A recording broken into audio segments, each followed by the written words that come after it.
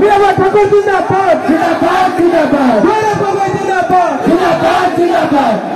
Shivamani Bala Zindabad, Zindabad, Zindabad. Bharat Baba Zindabad, Zindabad, Zindabad. Nandi Dada Zindabad, Zindabad, Zindabad. Mirabat Thakur Zindabad. Bhupen Bala Zindabad, Zindabad, Zindabad. Bhupen Bala Zindabad, Zindabad, Zindabad. Bhupen Bala Zindabad, Zindabad, Zindabad. Bhupen Bala Zindabad, Zindabad, Zindabad. Rahul Gandhi Zindabad, Zindabad, Zindabad. Sonia Gandhi Zindabad, Zindabad, Zindabad. Namor kotu bagan ba mon namor kotu news channel নাই মোৰ পিতৃ অসমৰ 15 বছৰ মুখ্যমন্ত্ৰী মোৰ পৰিবাৰৰ নামত কোটো hotel বা resort নাই মোক মনত পৰে মোৰ পিতৃ প্ৰয়াত তৰুণ গগৈদেৱে কৈছিল যে ৰাজনীতি হ'ল ৰাইজক সেৱা কৰা এটা মাধ্যম আৰু এটা কথা কৈছিল এয়া কৈছিল এই মিছা ক'লে কি দাল হ'ব মিছা কথা বলে লাভ নাই কৈছিল কিন্তু আজি তাৰিখত বিজেপি চৰকাৰে কয় মিছা কথা ক'লেহে লাভ হ'ব তেওঁলোকৰ গোটেই প্ৰচাৰ মিছা কথাৰ ওপৰত নিৰ্ভৰ জুমলা শব্দটো শুনিছেনে জুমলা হ'ল মিছা প্ৰতিশ্ৰুতি আৰু আটাইতকৈ ডাঙৰ জুমলাবাজ হৈছে প্ৰধানমন্ত্ৰী নৰেন্দ্ৰ মোদী ডাঙৰীয়া প্ৰধানমন্ত্ৰী নৰেন্দ্ৰ মোদী ডাঙৰীয়াই কি ক'লে 15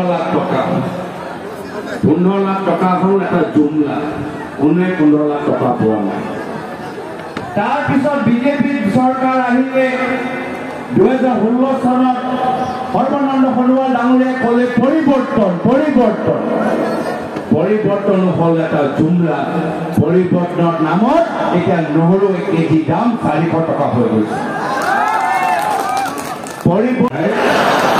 এইটো ৰাতিপুৱাতে নামত সমষ্টিলৈ গৈছে অলপ মামালে আমি মামা কাণত পেলাবলৈ বিচাৰোঁ হ'ব মামা অলপ দিন আহি ইয়াত সভা কৰি গ'লতো মামা ইয়াত নাই আমি মামা ইয়াতো আমি এটা তেওঁৰ কাণত আমাৰ নিজৰ কণ্ঠৰ শক্তি আমি শুনাবলৈ বিচাৰোঁ Congress Party Zindabad! Congress Party Zindabad! Congress Party Zindabad! Sadhya Rais, আজি ৰাতিপুৱা মই গুৱাহাটীৰ পৰা আহিলোঁ গুৱাহাটীত মই য'তে যাওঁ প্ৰত্যেক অঞ্চলত প্ৰত্যেক ৱাৰ্ডত মানুহে এটাই কথা কয় যে এইবাৰ গুৱাহাটীত এটা সাইলেন্ট ভোট পৰিব আৰু কংগ্ৰেছ দলৰ প্ৰাৰ্থী মীনা বৰঠাকুৰ ডাঙৰীয়া জিকিব ইতিমধ্যে গুৱাহাটী ৰাইজে নিজৰ মন বনাই লৈছে সকলে বাট চাই আছে কেতিয়া 7 তাৰিখ আহিব সকলে ৰাতিপুৱা লাইনত থিয় হৈ হাতৰ চিৰপত ভোট দি মীনা বৰঠাকুৰ ডাঙৰীয়াক এটা ঐতিহাসিক বিজয় দিবলৈ গৈ আছে এতিয়া কথা হ'ল ব্যৱধানৰ যে গুৱাহাটী ৰাইজে বেছি ব্যৱধানত মীনা বৰঠাকুৰ ডাঙৰীয়াক জিকাব নে বক সমষ্টি ৰাইজে বেছি ভোটত জিকাব চাব দেই কাষৰ 6 গাঁও ৰৈ আছে ছয়গাঁও মানুহবোৰ কৈছে নহয় দাদা কি কয় আহিলে বকত আটাইতকৈ বেছি ব্যৱধানৰ ছয়গাঁও সমষ্টি জিকাব। মই পুনৰবাৰ সম্পদ আপোনালোকক সুধিব বিচাৰিছো আটাইতকৈ বেছি ব্যৱধানত জিকাব পাৰিবনে? জিকাব পাৰিবনে? পিছত আহিম দে আকৌ মই ইয়াত যিমানবোৰ মানুহ আছে মই চবৰে কৈছো ফটো মাৰি লওক। যদি বেছি ব্যৱধানত জিকাব নোৱাৰিব তেতিয়া আকৌ মই আহিম মই আৰু যেতিয়া জিকাব মই মীৰা বৰঠাকুৰ ডাঙৰীৰ লগত আহি ইয়াতকৈ আৰু আমি বহলাই কথাবোৰ পাতি এই অঞ্চলত কি কি উন্নয়ন কৰিব লাগে আমি সকলোৰ লগত আমি আলোচনা কৰি আমি উন্নয়নৰ কাম আমি কৰি যাম।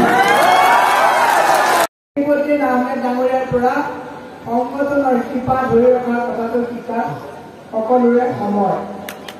মই আজি গৰৈমাৰী ব্লকৰ পৰা ৰেকিমুদ্দিন আহমেদ ডাঙৰীয়াক কৈছো যে আমি এই 24 নিৰ্বাচনৰ পাছত আমি সকলোৱে ঐক্যবদ্ধভাৱে কংগ্ৰেছ দলৰ হাত শক্তিশালী কৰি অসমৰ হকে গুৱাহাটী লোকসভা সমষ্টিৰ ৰাইজৰ হকে আমি মিলি জুলি কাম কৰিম। এতিয়া মই আপোনালোকক এটা কথা কৈছো যে 7 তাৰিখে আপোনালোকে মোক কিয় ভোট দিব? 7 তাৰিখে আপোনালোকে মোক এইকাৰণে ভোট দিব বিগত 30টা বছৰ গুৱাহাটী লোকসভা সমষ্টি বিজেপিৰ হাতত আছে।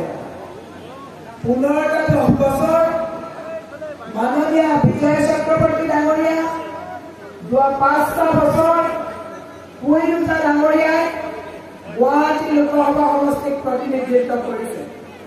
কিন্তু আমি পাহৰি গ'লে নহ'ব এই গুৱাহাটী লোকসভাৰ পৰাই ৰোহিণী কুমাৰ চৌধুৰী, দীনেশ গোস্বামী, হেম বৰুৱা, ৰেণুকা দেৱী বৰকটীৰ ধাৰে স্বনামধন্য জনপ্ৰতিনিধিয়ে গুৱাহাটী সমষ্টিক অসমৰ হৈ বলিষ্ঠভাৱে প্ৰতিনিধিত্ব কৰিছে।